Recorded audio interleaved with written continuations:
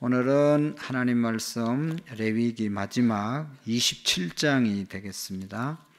레위기는 27장까지 있습니다. 27장 1절부터 마지막 절까지 우리 한 절씩 교독으로 34절 말씀까지 읽으시면서 하나님의 음성을 친히 들으실 수 있기를 바랍니다.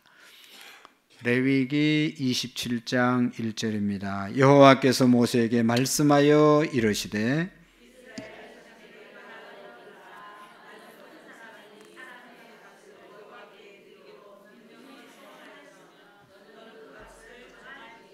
내가 정한 값은 20살부터 60살까지는 남자면 성소 세겔로 은 50세겔로 하고 5살부터 20살까지는 남자면 그 값을 20세겔로 하고 여자면 10세겔로 하며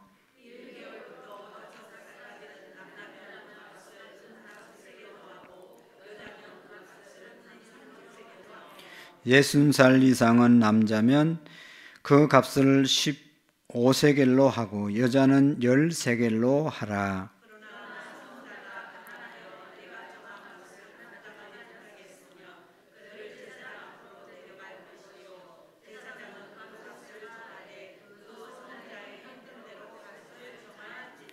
사람이 서원한 예물로 여호와께 드리는 것이 가축이면 여호와께 드릴 때에는 다 거룩하니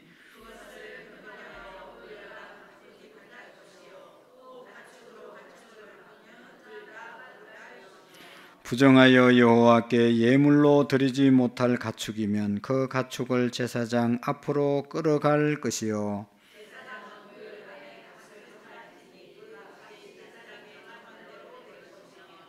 만일 그가 그것을 물으려면 내가 정한 값의 그 5분의 1을 더할지니라.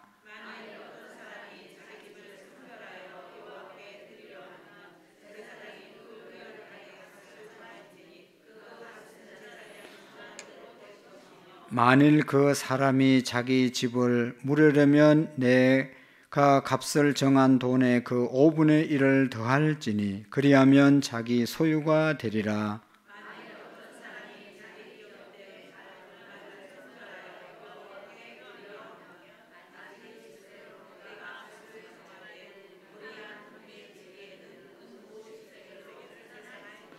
만일 그가 그 밭을 희년부터 성별하여 드렸으면 그 값을 내가 정한 대로 할 것이요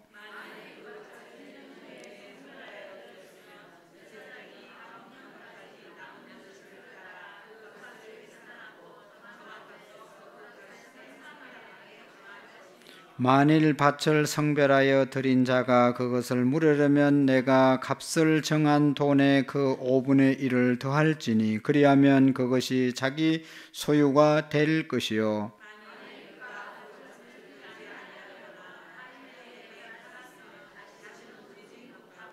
희년이 되어서 그 밭이 돌아오게 될 때에는 여호와께 바친 성물이 되어 영영히 드린 땅과 같이 제사장의 기업이 될 것이며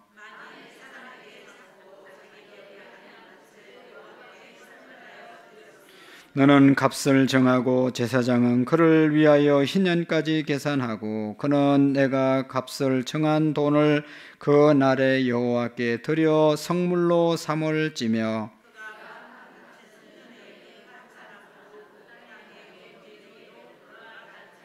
또 내가 정한 모든 값은 성소의 세겔로 하되 20게라를 한 세겔로 할지니라.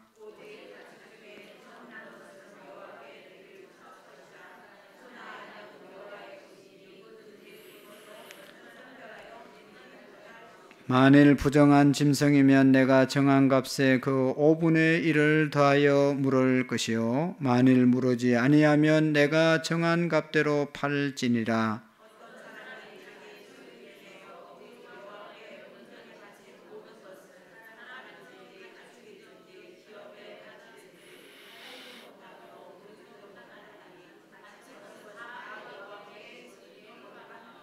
온전히 바쳐진 그 사람은 다시 무르지 못하나니 반드시 죽일지니라.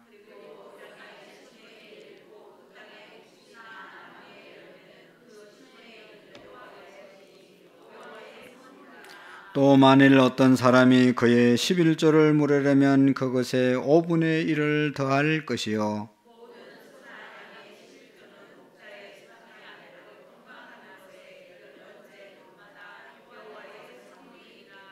그 우열을 가리거나 바꾸거나 하지 말라. 바꾸면 둘 다 거룩하니 무르지 못하리라. 이것은 여호와께서 시내산에서 이스라엘 자손을 위하여 모세에게 명령하신 계명이라. 아멘. 할렐루야. 우리 학개서 1장 5절 말씀 다시 5번 읽겠습니다. 시작. 그러므로 이제 만군의 여호와가 이같이 말하노니 너희는 너희 행위를 살필지니라. 그러므로 이제 만군의 여호와가 이같이 말하노니 너희는 너희 행위를 살필지니라. 그러므로 이제 만군의 여호와가 이같이 말하노니 너희는 너희 행위를 살필지니라. 그러므로 이제 만군의 여호와가 이같이 말하노니 너희는 너희 행위를 살필지니라. 그러므로 이제 만군의 여호와가 이같이 말하노니 너희는 너희 행위를 살필지니라. 아멘. 만군의 여호와, 우리가 믿는 하나님은 만군의 여호와입니다. 모든 것을 주관하시는 하나님, 그분께서 말씀하시기를 뭐라고 그랬어요? 너희 행위를 살피라. 우리가 어떤 행동, 어떤 행위로 살아가는지, 특별히 신앙적인 부분에서 얼마나 내가 예배 생활, 교회는 예배하는 곳이잖아요.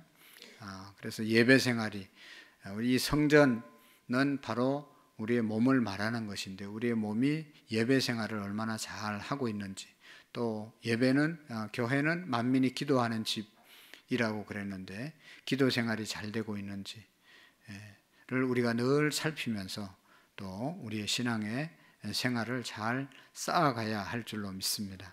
또 교회는 친교하는 곳이다. 여러분, 서로 셀 모임, 또 소그룹 모임을 잘 하셔서 우리의 신앙을 서로 붙들어지는 그런 우리의 좋은 관계 될 수 있기를 축복합니다.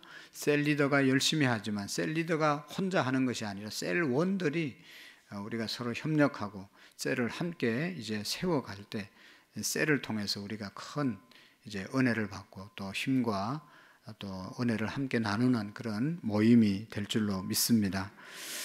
특별히 오늘 이 이제 레위기 27장 마지막 장인데, 레위기는 주제가 뭐라고 그랬어요? 핵심이 거룩이죠. 한마디로 말하면 거룩입니다.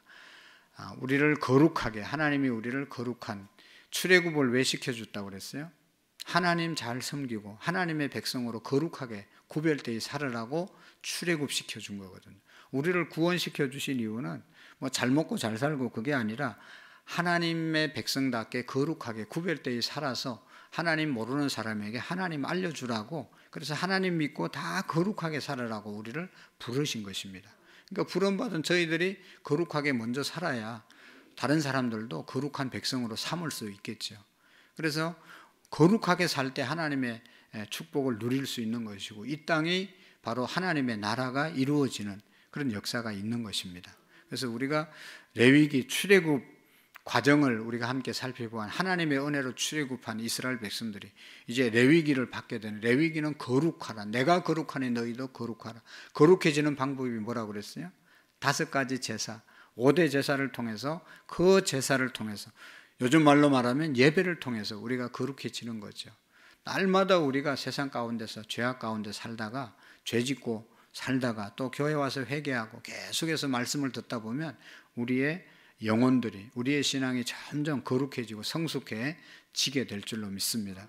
그래서 예배 생활을 통해서 구별된 삶은 계속 우리가 훈련되어지고 또 배워간다는 것을 우리가 기억하고 예배 생활 잘 해야 되는 것이죠.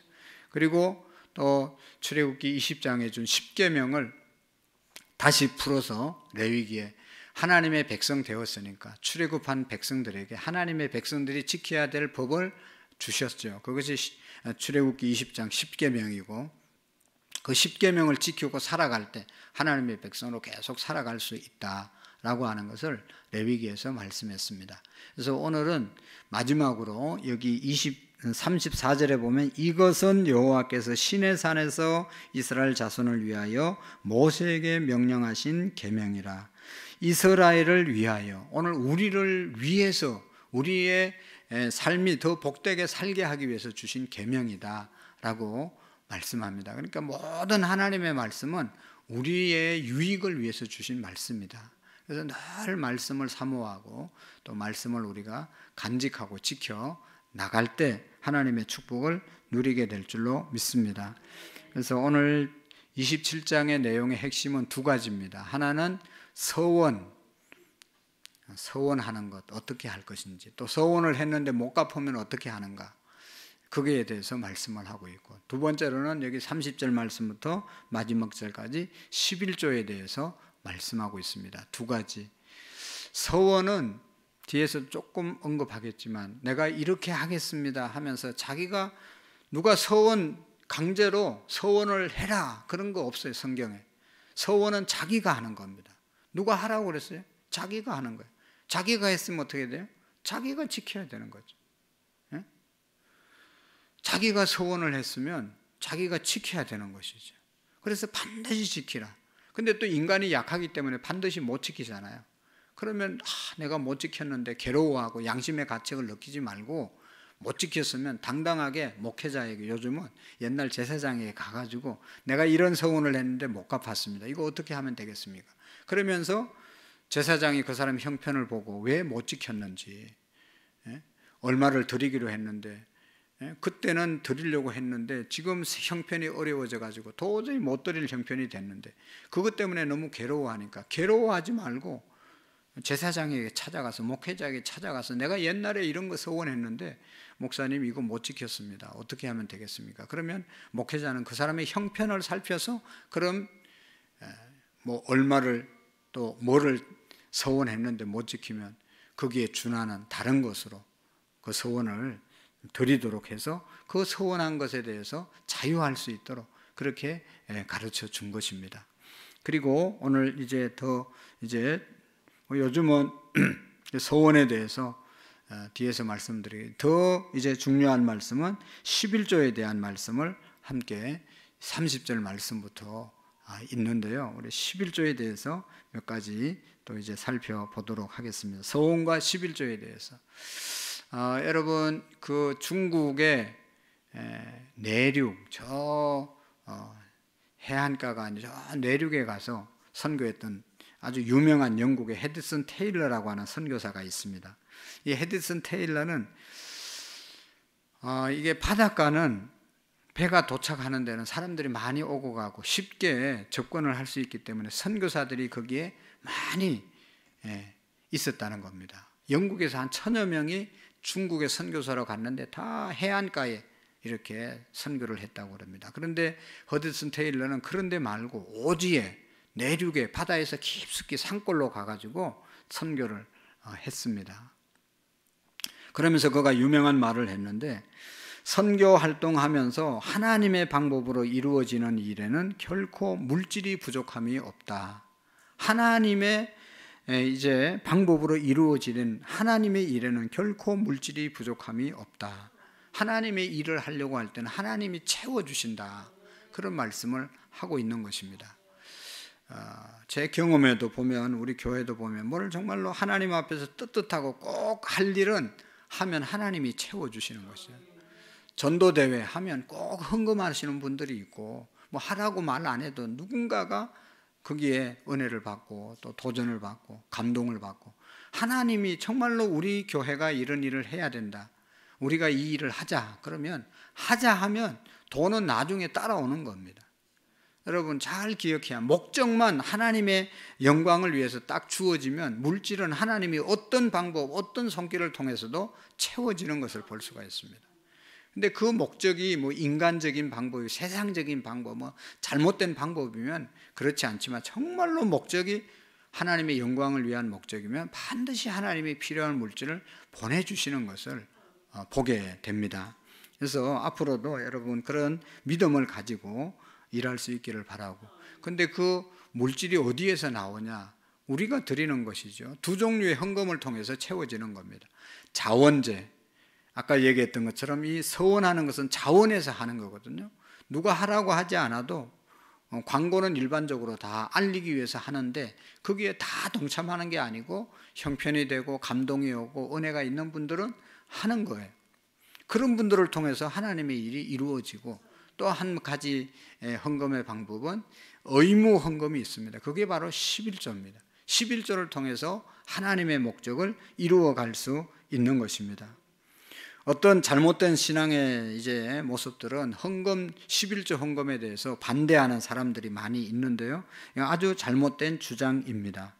여러분 생각해 보세요. 11조를 드리지 않고 또 헌금을 드리지 않으면 어떻게 교회가 운영되겠어요?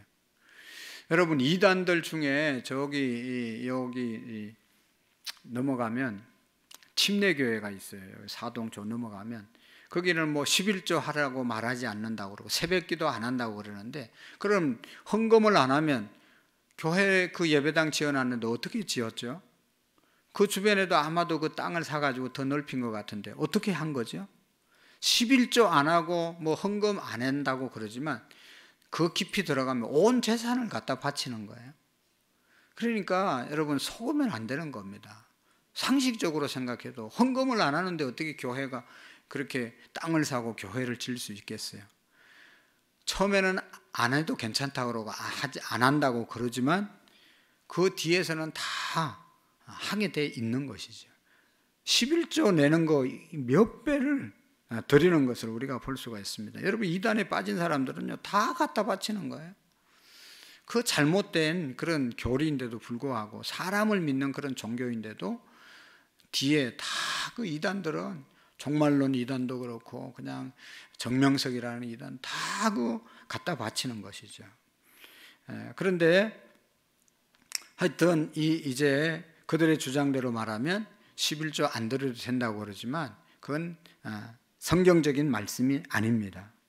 그렇지만 할 건지 11조를 할 건지 안 할지는 본인의 결단인 것입니다. 하나님은 하라고 했지만 내가 안 할 수도 있는 것이고 할 수도 있다는 것을, 또 그것은 하나님께서 하라고 하는 명령이라는 것을 우리가 기억해야 합니다. 그래서 여러분 성경에서는 11조를 어떻게 말하고 있는지를 우리가 정확하게 이해하는 것이 좋고 이제 해야 되는 것이고, 그게 순종과 불순종은 우리의 결단에 달려 있는 것이죠. 미국에서 목회자들이 많이 이제 설교하는 가운데 인용하는 예화가 하나 있습니다. 그것은 뭔가 하면 두 사람이 항해를 하다 배를 타고 가다가 배가 풍랑을 만나가지고 배가 그냥 완전히 이제 다 부서져 가지고 어렵사리 두 사람이 무인도에 도착을 했습니다. 무인도에 도착하니까 이제 좋기도 하고 걱정도 되고 그러잖아요. 한 사람은 걱정을 했어요.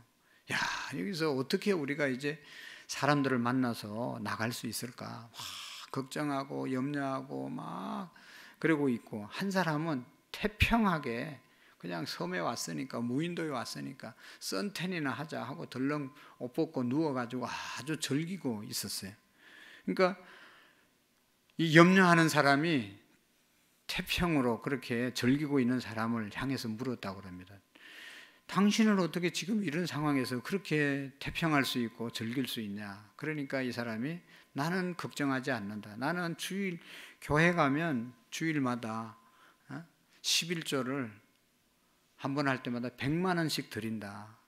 그래서 우리 목사님은 나를 꼭 찾아러 올 것이다. 그렇게 그런 얘기가 있다고 합니다. 목사님들이 자주 하는 농담이라는 것이죠. 목회자들은 성도들의 11조 생활에 관심이 많다는 그런 단적으로 보여주는 것이죠. 그러나 사실 성도들이 내는 돈에 관심이 있기보다는 성도들이 11조 하는 신앙이 되어 있는가, 11조 신앙생활을 하고 있는가를 더 관심이 많은 것이죠. 여러분 목회자들뿐만 아니라 성경에 보면 예수님도 물질에 대해서 우리에게 분명하게 가르쳐주고 있습니다. 복음서의 내용 6분의 1이 돈에 관한 내용입니다. 예수님이 하신 39절의 말씀 중에 16구절이 돈에 대해서 말씀한 내용들입니다. 그러니까 예수님도 물질을, 돈을 제대로 사용하고 바르게 사용하고 하나님께 제대로 드리라고 하시는 그런 말씀을 여러 번 하고 있다는 것을 말할 수 있는 것입니다. 하나님을 섬기는 일과 돈에 관한 문제는 관련이 많다는 것을 우리가 기억해야 합니다. 그래서 오늘 27장의 말씀에 보면 첫 번째로는 이스라엘의 헌금법에 대해서 말씀하고 있습니다. 성도들의 헌금할 때 아무렇게나 하는 것이 아니라 법에 따라서 하라 말씀하고 있고, 1절부터 25절 말씀까지 보면 사람이 의무적으로 드리지 않아도 되는 그런 이제 헌금이 나오죠. 아까 얘기했던 서원하는 것, 이건 자발적으로 하는 겁니다. 누가 뭐 하라고 해서 하는 게 아니에요. 옛날에 막 부흥회하고 은혜 받는 사람은 뭐 할 사람 손 들으세요 뭐 이렇게 그렇게 서원하기도 했지만 요즘은 그런 건 전혀 없어요. 우리 교회에서는 한 번도 그런 일이 없어요. 누구 뭐 하라 뭐 누구 이렇게 서원을 강요한 일이 없어요. 그럼에도 불구하고 서원을 했으면 어떻게 지켜나가야 될 것인가에 대해서 말씀하고 있습니다. 1절부터 8절에는 사람이 자기 자신을 하나님께 드리겠다고 하다가 지키지 못한 경우에 어떻게 할 것인가, 내가 헌신하겠다고 서원을 했는데 지키지 못하는 경우에 돈으로 환상해서 하나님께 드리라. 내가 하나님 앞에 일생을 드리겠습니다. 내가 뭐 이렇게 이런 직분을 가지고 섬기겠습니다. 그렇게 약속을 했는데 형편이 허락되지 않아서 못 지키게 되면 마음에 늘 부담감이 되기 때문에, 짐이 되기 때문에 그러지 말고 그런 일이 있으면 제사장을 찾아가서, 목회자를 찾아가서 내가 사실은 이렇게 서원했는데 이걸 못 지키니 이거 어떻게 했으면 좋겠습니까? 그러면 형편을 보고 얼마를 헌금하십시오. 그래서 여기 보면 뭐 20세에서 60세까지 남자가 서원을 했는데 못 지키면 50세겔을 드리고, 은 50세겔을 드리고, 그건 이제 은 50세겔을 계산하면 약 3천만 원 정도 된다고 그래요. 20세에서 60세 된 사람이, 그 사이에 있는 사람이 내가 하나님 앞에 헌신하겠습니다, 절대적으로 헌신하겠습니다, 몸을 드린다고 헌신해 놓고 누가 하라고 그랬는지도 안 했는데 자기 혼자 그렇게 해놓고 형편이, 드릴 수 있는 형편이 되면 하면 되는데 이게 또 상황이 언제 어떻게 될지 모르는 형편이잖아요. 그래서 못 지키게 되면 부담 갖지 말고 와가지고 사실 얘기를 하고 이렇게 제사장이 정해주는 값대로 헌금을 하고 거기에서 자유하라는 것이죠. 그 다음에 여기 뭐 보면 또 다른 여자도, 여자, 남자, 또 나이가 또 5살부터 뭐 이렇게 쭉 나와 있습니다. 그래서 여러분, 서원이라는 것은 함부로 할 수 있는 것이 아님을 우리에게 말씀해주고 있고, 어떻게 될지 모르니까 서원하는 것보다 주어진 환경에서 최선을 다하는 게 중요한 것이죠. 그리고 혹이나 했으면 못하면 그것 때문에 괴로워하지 말고 서원을 풀을 방법이 있으니까 여러분 푸시기를 바라고, 그 다음에 9절부터 13절은 가축에 대한 경우입니다. 내가 소를 드리겠다고 했는데 그 소가 뭐 잘못됐다든지 아니면 또 마음이 변해가지고 못 드리게 되면 5분의 1을 더 드려야 된다. 돈으로 환상해서 소를 드리지 말고 이제 소를 안 드릴 것 같으면 돈으로 드리라. 그런 이제 법이 쭉 말씀돼 있잖아요. 14절에서 15절도 보면 집을 드리겠다고 마음을 결정해 놓고 또 어떻게 해가지고 마음이 변화됐으면 그냥 이제 그 집을 못 바치게 됐으면 5분의 1을 더해서 하나님께 드리라. 또 16절부터 25절까지 밭의 경우도 마찬가지입니다. 드리려고 했는데 또 본의 아니게 못 드리게 되면 그 밭값의 5분의 1을 더해서 하나님께 드리라. 뭐 이런 얘기가 쭉 나오고 있어요. 26절에서 33절에 기록된 말씀은 이제 자발적으로 드리는 이제 말씀이 아니라 이제 하나님께서 정해준 이제 법에 대해서 또 말씀하고 있습니다. 그러니까 앞에 지금 말씀드린 것은 서원제는 서원에서 드리는 예물은 자기가 자원해서 드리는 것이고, 지금부터 말씀드리는 것은 하나님께서 의무적으로 우리에게 드려야 될 3가지를 말씀하고 있어요. 첫 번째로 26절에서 27절의 말씀에 보면 하나님께 반드시 드려야 된다고 말씀한 것이 사람의 첫 소생과 짐승의 첫 태생은 하나님의 것이다 라고 26절에서 27절까지 말씀하고 있습니다. 출애굽기에도 보면 13장 2절에 보면 이스라엘 자손 중에 사람이나 짐승이나 물론하고 초태생은 다 거룩히 구별하여 내게 돌리라 이는 내 것이니라 하시니라 말씀하고 있습니다. 첫 것은 이스라엘의 장남, 또 이스라엘의 첫 이제 소가 나면 첫 번째 태어난 그런 소들은 다 하나님께 드리라고 말씀을 하고 있는 것입니다. 이제 이것을 의무적으로 드리라고 한 것이죠. 그러나 이제 드리라고 했는데 짐승의 초태생은 대신할 것이 없습니다. 그냥 드려야 하는 것입니다. 그리고 험이 있는 짐승을이라고 드릴 수 없으면 당사자가 짐승을 팔아서 그 짐승값 5분의 1을 하나님께 드려야 된다. 또 그러나 팔리지 않을 경우 제사장에게 주면 제사장은 그 짐승을 팔아서 돈으로 하나님께 바쳤습니다. 그러니까 그 당시의 법은 첫 것은 사람이나 짐승이나 하나님께 드리라. 또 못 드리면 거기에 상응하는 물질을 드리라. 그렇게 말씀을 하셨어요. 그 다음에 또 두 번째로 28절부터 29절에 보면 아주 받쳐진 것에 대해서 말씀하고 있는데 이것을 그냥 받쳐진 것, 버려진 것, 히브리어로는 해림이라고 하는 말이 있는데 저주받은 물건 내지 멸절해야 할 것을 가리킵니다. 그래서 반드시 멸절할 물건이나 사람을 성경은 아주 받쳐진 것이라고 말씀했습니다.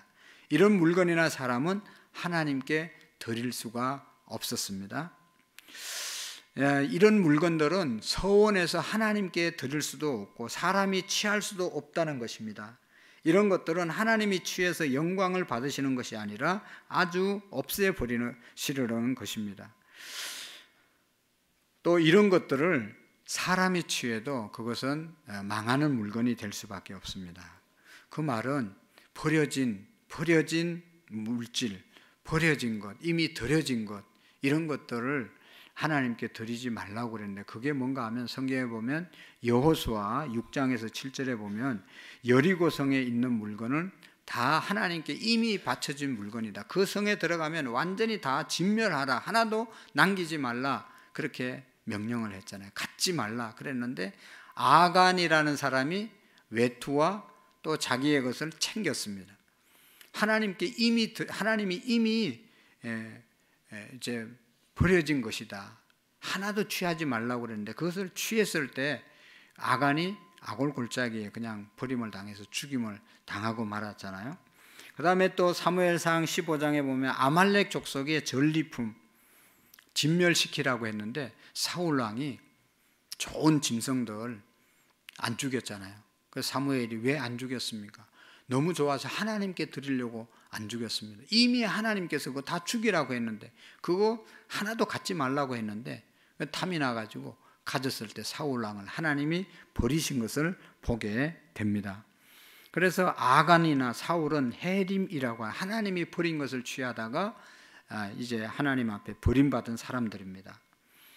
이제 뒤에서 더 그런 것들이 어떤 것인지를 좀 말씀드리려고 하는데요. 그 다음에 30절에서 33절은 땅의 곡식이나 곡물들, 소산물들, 나무의 과실 등을 소출의 10분의 1은 하나님의 것임을 말씀하고 있습니다. 하나님께 드리기 위해서 예루살렘으로 성전으로 가져오고 못 가져오면 짐승이나 이런 곡식을 못 가져오면 팔아서 돈으로 가져서 성전에 바치라. 그렇게 말씀하고 있습니다. 그래서 오늘 우리가 기억해야 할 것은 이런 법이 있는데 이 헌금의 법이 오늘도 우리가 지켜야 되느냐, 오늘도 우리에게 적용되느냐라고 하는 것이죠. 첫 것은 하나님이라고 그랬으니까 장남이 나면 다 신학교 보내서 목사 되고 이렇게 교회 일꾼이 돼야 되나, 과일이 생길 때마다 첫 번째 것, 그 다음에 10분의 1은 반드시 하나님께 드려야 되나, 이런 것이죠. 근데 우리가 아는 것처럼 지금 우리가 구약의 이 율법대로 그대로 100% 지키는 사람은 아무도 없습니다. 장남 나면 신학교 보낸 사람 몇 사람이나 있어요? 거의 없어요. 또 곡식 무슨 추수하면 첫 것을 따서 교회 바치는 사람이 누가 있어요? 아무도 없어요. 지금 거의 없습니다.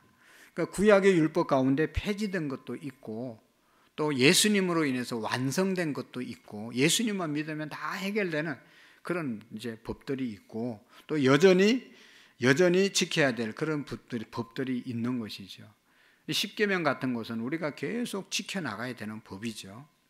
그래서 이 율법을 세 가지로 나눌 수 있는데 첫 번째 의식법은 율법 중에 의식법은 제사법은 이미 완성을 했습니다. 예수님이 십자가에서 대속죄 제물이 되셔서 모든 인류의 죄를 담당해서 어린 양이 되셨기 때문에 이제는 우리가 피의 제사, 양을 가져오든지 짐승을 가져오는 그런 제사는 전혀 안 드립니다. 예수님이 다 이제 완성해 주셨기 때문입니다. 그래서 우리 예배 드릴 때 예수님만 있으면 되는 거죠. 할렐루야. 그 다음에 시민법이 있는데 이 우리 사회에서 이스라엘 백성들이 이스라엘 사회에서 이제 사회 질서를 유지하기 위해서 주신 법, 이것이 사회법 아닙니까? 오늘날도 우리가 사회 여러 가지 법들이 있잖아요. 이런 것들은 그때 법이나 지금이나 지켜야 될 것이 있는 것이죠. 살인하지 말라, 이런 것들은 지금도 우리가 지켜야 되는 거죠. 간음하지 말라, 이것도 우리가 지켜야 되는 거죠. 우리나라가 간음법이 폐기됐다고 그러잖아요. 뭐 우리는 있으나 없으나 뭐 상관이 없지만 그거 죄가 안 된다고 해서 죄를 많이 짓는 사람들이 많아졌다는 것이죠. 그건 지금도 우리가 그렇게 폐지하면 안 되는 것이죠. 가정을 지키기 위해서, 자기의 정절을 지키기 위해서 간음하면 안 되는 거죠. 간음했을 때 벌을 주고 그렇게 하지 말라고 해야 되는데 이게 그냥 개인의 자유를 존중해야 된다. 그래서 이런 법을 폐기하는 것은 잘못된 것이죠. 그러나 뭐 하여튼 그런 것입니다. 그러니까 오늘날도 시민법이 지켜야 될 것이 있고 또 폐기된 것이 있는데 거의 성경에서 주시는 법을 우리가 지켜야 되는 거죠. 특별히 11조를 포함한 도덕적인 법은 영구적으로 보편타당한 계명입니다. 그래서 부모를 공경하는 것이라든지 뭐 도둑질하지 않는, 거짓말하지 않는 것, 살인하지 않는 것, 이런 건 다 우리가 지금도 지켜나가야 될 그런 법들입니다. 율법도 무조건 다 없어지면 라고 하는 그런 이제 신앙은 잘못된 것입니다. 폐지된 것도 있고 완성된 것도 있고 그대로 따라야 될 것도 있는 것이 사실이고 이것을 우리가 잘 분간해 가지고 오늘날 잘 적용하면서 우리의 믿음을 지켜가야 되는 것이죠. 그래서 여러분 서원법에 관해서는 우리가 어떻게 해야 되는가? 지켜야 되냐 말아야 되냐? 하나님께 서원한 것을 지켜야 합니까? 뭐 그냥 다 잊어버려도 되는 겁니까? 성도는 내가 지금도 하나님 앞에 서원한 것은 반드시 지켜야 됩니다. 서원을 했는데 형편이 어려워져서 못 지키면 어떻게 합니까? 정말로 본의 아니게 못 지키게 된 그런 것들은 있으면 목회자를 찾아와서 내가 옛날에 이렇게 작정을 했는데 서원을 했는데 지금 못 지킵니다. 어떻게 하면 좋겠습니까? 그러면 목회자가 사정을 잘 살피고 사실이 그러면 그 말을 그분의 형편을 살펴서 이렇게 지도해서 그 이제 값을 지분합으로 서원해서 자유케 해야 되는 것이죠. 그러나 우리가 기억해야 할 것은 경솔히 서원해서는 안 된다는 것이죠. 또 다른 사람에게도 서원을 강요해서는 안 됩니다. 옛날처럼 막 이렇게 감정적으로 막 부추기 있다가 막 신학교 갈 사람 일어나라고 그래가지고 막 옛날에 용문산이라는 김천에 가면 기도원이 있는데 거기 막 그냥 8.15 저도 몇 번 갔는데 8.15 8.15가 뭐죠? 무슨 날이죠? 광복절 쉬는 날이죠. 그러면 요즘은 다 놀러 가느라고 정신없지만 옛날에는 다 기도원 가서 기도했어요. 수많은 사람들이 가서 기도하다가 그게 나우몽이라고 하는 그런 이제 원장님이 장로님인데요. 말씀이 너무 은혜스럽고 예수님 곧 온다고 다 은혜 받아요. 다 은혜 받아요. 이제 주의 일 할 사람 일어서라고 그러면 다 일어나요. 다. 그중에 여자들이 다 일어나가지고 처녀들이 뭐 수두룩해는 거예요. 그래서 이제 여자분들이 그렇게 서원해가지고 시골 곳곳에 가서 교회를 세워가지고 얼마나 열심히 섬기는지 몰라요. 잘한 거죠. 그러나 그렇게 서원해서 못 지키면 얼마나 마음이 부담이 되겠어요. 그러니까 정말로 서원했으면 똑바로 지키고 그렇게 감정적으로 서원하지 말라 말씀한 것이죠. 그래서 함부로 서원하거나 서원한 것은 반드시 지키고 다른 사람에게 강요하거나 그렇게 하지 말라라고 하는 것이 서원에 대해서 우리가 정립해야 될 개념이고, 두 번째로는 첫 소생, 짐승의 초태생은 어떻게 해야 할 것인가. 이 첫 것을 드린다는 것은요, 유월절에 기여한 것이, 유월절에서 유래한 것이잖아요. 유월절 날 첫 양을 잡아서 피를 문선주에 발라라. 그래서 그 피가 있는 집에는 죽음의 영이 지나가게 되었어요. 그래서 그 이스라엘 집안에 다 살았잖아요. 유월절 어린 양이 누굽니까?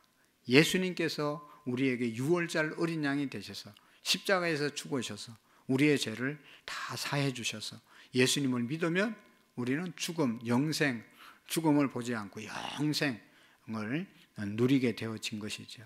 그러니까 이제 첫 것은 예수님이 첫 것이 되셨습니다. 그러니까 예수님이 우리의 첫 것을 다 드린 것이 되기 때문에 이것은 우리가 반드시 지킬 필요는 없다는 것이죠. 장남이 나면 신학교 보내서 목사를 만드는 것, 그런 일은 뭐 해도 되고 의무가 아니라는 것을 우리가 기억해야 합니다. 그 다음에 저주받은 물건들을 취해서는 안 되는데, 어떻게 저주받은 물건을 하나님께 드리거나 취해서는 안 된다. 그것은 여러분 아까 해림이라고 하는 것이라고 말씀을 드렸잖아요. 그것은 여러분 아간처럼 도둑질한 물건을 하나님께 드리고, 내가 1,000만 원 도둑질하고 100만 원 11조하고 그런 거 안 받으신다는 거, 하나님께 드리면 안 된다. 도박해가지고 1,000만 원 벌어가지고 100만 원 11조하고 그것을 말하는 것입니다. 여러분 절대로 11조라고 해서 하나님이 버린 것, 하나님이 아닌 것을 여러분 하나님께 바치면 그건 안 된다는 것이죠. 어떤 도둑놈이 말이죠, 장로님 댁에 도둑질을 하러 들어갔는데 장로님 가정에서 이렇게 오늘 11조, 이현숙 권사님 11조 하려고 11조 봉투에 이렇게 딱 자기 이름 써서 이렇게 책상에 이렇게 놔뒀대요. 도둑놈이 들어가서 막 이것저것 훔치러 가다가 11조 봉투를 본 거예요. 훔쳐갔겠어요? 안 훔쳐갔겠어요? 모르겠어요? 도둑놈이 들어왔는데 그 집에 장로님 가정에 11조 헌금을 하려고 이번 주에 하려고 이렇게 봉투에 딱 넣어가지고 있더래요, 책상 위에. 근데 이 도둑놈이 11조는 하나님의 것이지, 그런 감동이 와가지고 내가 하나님 것을 도둑질할 수가 없지 하고 내두고 나왔대요. 얼마나 믿음이 좋아요, 도둑놈이. 여러분, 우리 회개해야 될 사람은 회개해야 됩니다. 11조는 도둑놈도 하나님 것이라는 걸 아는 거예요. 그래가지고 안 가져갔다잖아요. 도둑들도 취하지 않는 11조, 성도들이 취하고 있으면 이건 참 문제인 것입니다. 여러분, 도둑질한 물건이나 제약으로부터 오는 열매들의 11조를 논하기 이전에 애당초 이런 것들을 취하면 안 됩니다. 나쁜 방법으로 돈 벌으려고 하는 그 자체를 우리가 해서는 안 되는 거죠. 안타까운 것은 하나님이 뭐 돈 없어서 11조 드리라고 한 게 아니잖아요. 어떤 사람은 전에는, 요즘은 이제 그런 사람들이 별로 많지 않은데요. 목사님 이거 내가 막 다단계 이거 돈 많이 번다고 그래서, 전에 자기가 아주 기술도 좋고 막 돈 잘 벌다가 더 쉽게 돈 벌 수 있는 방법이 있다고 크게 빠져가지고, 내가 목사님 이거 언제 이게 이렇게 일해가지고 헌금 많이 하겠습니까? 이거 하면 다단계 하면 그냥 대박 납니다. 그러면 내가 헌금하겠습니다. 그렇게 하지 말라는 거예요. 예? 안 해도 돼요. 그거는 정상적인 방법을 가지고 돈을 벌어야지. 우리 자녀들에게, 저도 청년들 설교하면서 그런 얘기했는데, 여러분 요즘 캄보디아 사건 보세요. 왜 거기 가서 그렇게 어려움을 당하는 거죠? 월급 돈 쉽게 번다고 하니까. 세상에 우리나라나 세계 어디에도 돈 쉽게 버는 것은요, 그거 다 문제가 있는 것이지. 어떻게 쉽게 돈을 벌 수가 있겠어요? 근데 사람들이 돈만 생각하면 쉽게 돈 번다는데 유혹을 받는 거죠. 너나 할 것 없이. 그러니까 돈보다 더 우리가 마음을 지켜야 되는데, 돈 많이 번다면 막 여기 투자하면 100만 원 투자하면 200만 원 다음 달부터 나온다면 혹해가지고 투자했다가 100만 원도 잃고 나오기는 뭐가 나와요? 하나도 안 나오잖아요. 좀 그런 걸 정신을 차려야지, 교인들이. 우리 자녀들도 마찬가지야. 알바비가 얼마예요? 한 시간에 뭐 만 몇천 원이잖아요. 근데 막 5만 원, 3만 원 준다고 그러면 혹해가지고 가다가 그게 다 빠지는 거잖아요. 아유, 너무. 어른들도 마찬가지예요. 힘들지 않고 어떻게 돈을 벌 수 있겠어요? 그건 다 문제가 있는 돈들이죠. 그런 거 하나님께서 받기를 원하지 않는다는 것을 우리가 기억해야 합니다. 그래서 여러분, 우리가 이제 그런 돈은 하나님께서 기쁘게 받으시지 않는다. 쉽게 한탕 해가지고. 이제는 우리나라도, 여러분, 우리 그리스도인들도 성경적으로 늘 이제 사는데요. 우리는 뭐 별 문제 없어요. 어떤 사람은, 여러분, 이런 것도 하나님이 기뻐하는 방법이 아니에요. 집을 2채, 3채 샀다가 이거 팔아가지고 막 차익 몇 배를 남겨가지고 또 막 불카가고, 그러면 자기는 좋지만 없는 사람은 어떻게 하는 거예요? 없는 사람은. 성경은 항상 가난하고 힘없고 과부나 고아들, 나그네를 돌보라고 그랬는데, 그런 사람은 평생 집을 못 사는 거예요. 나는 집 2채, 3채 사고 막 몇 개 사가지고 호화롭게 살지만 다른 사람은 다 어렵잖아요. 여러분, 우리가 사는데 집 한 채만 있으면 되지 뭐 그렇게 많이 필요해요? 그러니까 이게 사회가 있는 사람은 있고 없는 사람은 없으니까 없는 사람이 불만을 가지고 계속 세상이 어지럽게 되는 거잖아요. 내가 열심히 일하면 일한 대가를 벌고 누리고 이렇게 살아갈 수 있는 그런 사회가 하나님이 원하시는 사회인 거예요. 이 일에 우리가 앞장을 서야 하는 것입니다. 그래서 여러분, 이 하나님의 말씀을 우리가 잘 지켜야 되는 것이죠. 그리고 특별히 이제 11조에 대한 얘기는 반드시 지켜야 된다. 말라기 3장 8절에 보면 사람이 어찌하여 하나님의 것을 도적질하겠느냐, 그러나 너희는 나의 것을 도적질하고도 말하기를 우리가 어떻게 주의 것을 도적질하였나이까 하는도다. 이는 곧 11조와 헌물이라고 기록되어 있는 것입니다. 여러분, 10계명에 보면, 8계명에 보면 도적질하지 말라고 그랬잖아요. 그러니까 하나님의 것, 10분의 1은 하나님의 것이다 라는 것을 우리가 기억하고 하나님께 꼭 드리셔야 됩니다. 이 11조는요, 성경에 보면 드려야 될 근거가 창세기에도 나와 있고, 14장 20절 아브라함이 멜기세덱에게 10분의 1을 드렸어요. 이 멜기세덱은 예수님과 같은 그런 존재인데 그분에게 11조를 드렸고, 또 둘째로 모세 시대도 11조 제도가 율법에 편입되어 있습니다. 민수기 18장 21절에 보면 내가 이스라엘의 11조를 레위 자손에게 기업으로 다 주어서 그들의 하는 일 곧 회막에서 하는 일을 갚나니, 11조를 받아서 레위인들을 이제 먹여 살리는 그런 일을 했고요. 또 11조는 레위인들도 민수기 18장 26절에 보면 너는 레위인에게 고하여 그에게 이르라 내가 이스라엘 자손에게 취하여 너희에게 기업을 준 11조를 너희가 그들에게 취할 때에 그 11조의 11조를 거제로 여호와께 드릴 것이니라. 그러니까 11조를 받아서 사는 레위인들도 또 거기에서 11조를 떼서 하나님께 드리라는 것입니다. 그러니까 누구도 11조 드리는 것에 대해서는 예외가 있으면 안 된다. 이게 하나님의 법인 것입니다. 목사도 누구도 11조를 이제 드려야 된다는 그런 말씀이죠. 그 다음에 세 번째로 보면 이 모세 이후의 구약 시대에도 신앙이 부흥할 때도 11조를 드리라고 말씀을 했습니다. 그 다음에 이제 그래서 그 뒤에 보면 물질이 풍성할 때 그 풍성한 물질을 하나님께 드리는 것을 보게 되고, 그 다음에 네 번째 신약 시대에 와서 보면 예수님의 말씀도 11조를 드리라고 말씀을 했습니다. 마태복음 23장 23절에 보면 화 있을진적 외식하는 서기관들과 바리새인들이여 너희가 박하와 해양과 건채에 11조를 드리되 율법에 더 중한 바 의와 인과 신은 버렸도다. 그러나 이것을 행하고 저것도 버리지 말아야 할지니라. 11조 드린다고 부모님께 효도하지 않는 것, 또 11조 드린다고 하면서 핑계대서 내가 내야 되는 그런 의무를 감당하지 않는 것은 잘못됐지만 11조도 드리고 내가 감당해야 될 것도 감당해야 되지. 이거는 버리고 11조는 버리고 이런 일을 한다든지 그렇게 하면 안 된다는 것을 예수님이 말씀하셨습니다.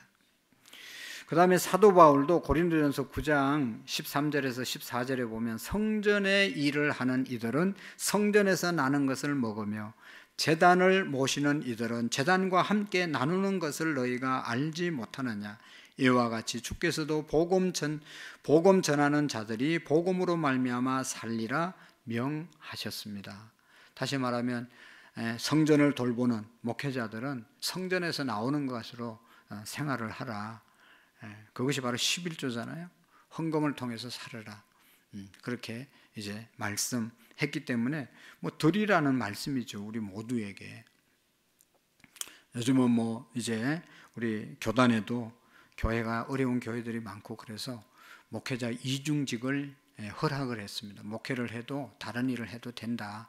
그렇게 이제 몇 년 전부터 총회에서 법을 결의를 했지만 목회자는 그렇게 한다 할지라도 성도들은 또 자기들의 책임, 우리 모두는 11조는 하나님의 것이기 때문에 드려야 되는 것이죠. 아니 요즘은 레위 사람이 없어졌는데 뭔 11조를 드리냐 그렇게 말하는 사람도 있어요. 레위인에게 드리는 것이 아니라 하나님께 드려서 하나님이 레위인에게 주는 거지 우리가 사람에게 드리는 게 아니잖아요. 그러니까 여러분 옛날에는 이게 또 레위인에게 드려야 된다고 그래서 막 어떤 목사님은 11조는 다 레위인이 가져야 된다고 자기가 다 가진 사람도 있어요. 그래서 그 교회 교인들이 이해가 안 되잖아요. 그래서 시험 들어서 다 떠나고 어려워지는 그런 교회도 있었어요. 그건 아주 정말 잘못된 것이. 하나님의 말씀을 너무 자의적으로 해석하는 거예요. 그게 아니고 하나님께 드렸으니까 하나님께 똑바로 사용해야 되는 것이 하나님의 일을. 또 어떤 사람은 또 왜 예를 들어서 10만 원이면 10만 원이 다 하나님의 것인데 하나님은 왜 1만 드리라고 했습니까? 열을 다 드려야 되지 않습니까? 드리든지 드리지도 않으면서 그러는데 왜 그렇게 했는가 하면 여러분 10의 1 10만 원은 하나님께 드리고 나머지 9도 하나님의 뜻대로 사용해야 그게 온전한 11조를 드린 겁니다. 1은 하나님께 드리고 나머지 9는 자기 그냥 죄 짓는 데 쓰면 1 드린 것도 아무런 하나님의 기쁨이 하나님께 드린 것이 되지 않습니다. 남은 9도 하나님의 것이기 때문에 내 마음대로 쓰는 것이 아니라 하나님의 뜻대로 사용하는 것이 11조를 온전히 드린 그런 성도가 되는 줄로 믿습니다. 그래서 11조는요 자발적인 그런 헌금이 아니라 의무적으로 드리는 헌금입니다. 근데 사람들이 또 얘기하죠. 아니 의무적으로 드려서 기쁩니까? 여러분 의무적으로 드려서 기쁘지 않다고 안 드리는 그런 사람들도 있을 수 있어요. 그러나 의무를 감당할 때 또 기쁨이 오는 거예요. 여러분 의무를 감당하지 않으면 항상 부담이 되잖아요. 그러나 내가 의무를 감당하면 그만큼 내 마음이 평안해지고 또 이 일은 하나님께서 또 채워주시는 것을 보게 됩니다. 생각해 보면 우리가 가진 모든 것은 하나님께서 주신 것이죠. 그래서 모든 것을 하나님이 공짜로 주셨습니다. 햇빛, 공기, 물, 너무 소중한 것을 다 그냥 주셨잖아요. 하나님께 우리가 일부를 드리면서 이 모든 것이 하나님의 것입니다 라고 생각하면서 기쁘게 우리가 사용해야 되는 것이죠. 나는 물질이 없어서 못 드려요. 그런 분들은 하나님께 기도하세요. 드리고 기도해 보세요. 없는 사람, 없어서 못 드리면 하나님 물질이 없어서 못 드립니다. 그럴 수 있는 것이죠. 그렇지만 여러분 드리고 하나님 물질이 모자랍니다. 채워주십시오. 그러면 11조를 할 수 있는 신앙이 되는 거예요. 채워지면 하겠습니다. 언제까지 채워지죠? 내가 하나님 앞에 믿음으로 드릴 때 하나님께서 우리의 가난을 정복하게 하시고 또 회복시켜 주시는 줄로 믿습니다. 여러분, 우리가 다 그런 경험이 있지 않습니까? 남아서 하나님께 드리는 사람이 몇 사람이나 있겠어요? 먼저 드려서 그것이 축복의 씨앗이 되니까 점점 자연스럽게 또 편안하게 하나님께 11조 생활 하게 되는 것이죠. 그래서 고린도 후서 9장 7절 말씀을 다 같이 한번 읽어보시고 마치도록 하겠습니다. 성경, 신약성경 고린도 후서 7장 9절 말씀을 다 같이 찾으셔야 됩니다.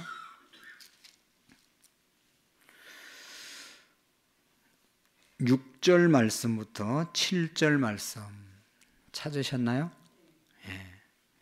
6절, 7절 시작. 이것이 곧 적게 심은 자는 적게 거두고 많이 심은 자는 많이 거둔다 하는 말이로다. 각각 그 마음에 정한 대로 할 것이요 인색함이나 억지로 하지 말지니 하나님은 즐겨내는 자를 사랑하시느니라. 아멘. 다 읽으셨죠? 근데 잘 안 들리네. 고린도후서 9장 6 고린도후서 9장 6절에서 7절 찾으셨어요? 네, 이제 크게 해봐요. 시작.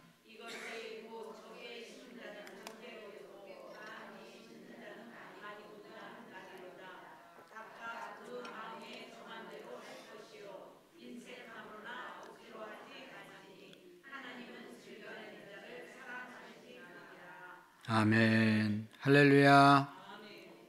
아직까지 우리가 11조 하지 않는 성도는 결심하시고 하나님의 것을 하나님께 드림으로 하나님의 사랑을 받고 또 복을 누리는 삶이 우리 일생 가운데 일어나기를 축복합니다.